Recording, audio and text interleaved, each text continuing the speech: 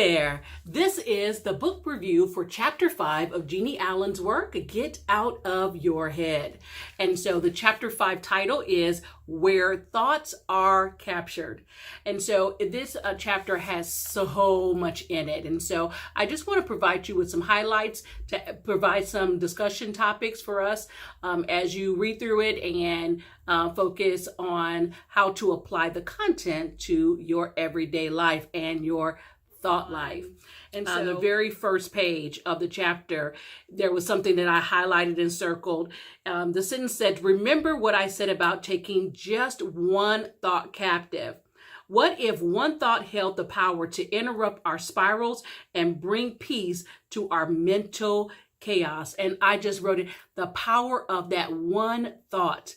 That one thought that takes you right back into living out the purpose that God has for you. One thought.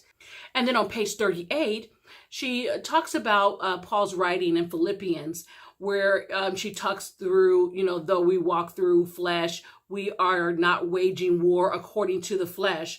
But then she also gives a paraphrase of that from Eugene Peterson, and I really enjoyed it. It says, we use our powerful God tools for smashing warped philosophies, tearing down barriers against the truth of God, fitting every loose thought and emotion and impulse into the structure of life shaped by Christ. I mean, if we could just do that. Then she talked about the things that we fixate on. One of the things that she wrote was, Jesus is the axis around which all their thought spirals spin. When their minds turn and turn, they fixate on him. So imagine, rather than it being negative thoughts, whether it being something that's unpleasant or something that continues to drag us down, if it was our thoughts were being fixated on Jesus, how powerful would our lives be? If we could have Jesus to be the center of our spiral. Our fixations come out in words, in our feelings, and in our decisions. There was something else that just really stood out to me. A lot of times we just quote, take your thoughts captive. Take your thoughts captive. But we abbreviate that. We need to speak the whole scripture. And it says, take your thoughts captive to the obedience of Christ. And so you don't want to just take the thoughts captive. It could be negative thoughts. It could be things that, don't fall into what God would have to you.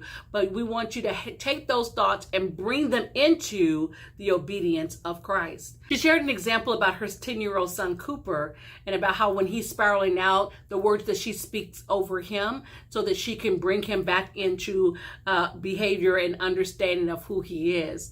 And so that just sparked me to remind us that when we have those feelings, when we're having our spiral out moment, when we're believing things that contradict the purpose and who God has called us to be, that we just need to be able to speak truth to ourselves, speak truth into your life, remind yourself of who God says you are. And then on page 44, she provided that thought spiral, and I love the way it's placed here because it's the thought spiral in reverse. Here at the bottom, it starts with the emotion, but instead of it going directly to thought, she's injected in, I have a choice, the mind of Christ. So if you can take that emotion and before you let that emotion rise into how you think, you can immediately transition into who God says you are, immediately transition to have the mind of Christ. That will then have an effect and impact on your thought, which then will impact your behavior, which then will impact your relationships,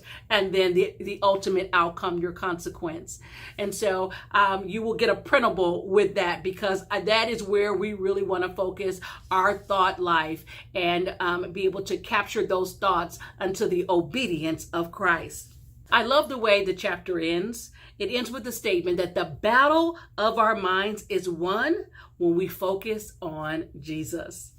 I hope you enjoyed this chapter as much as I did. It's a lot of meat in this chapter as we transition to chapter number 6, which is Make the Shift. And so I'm looking forward to continuing reading with you.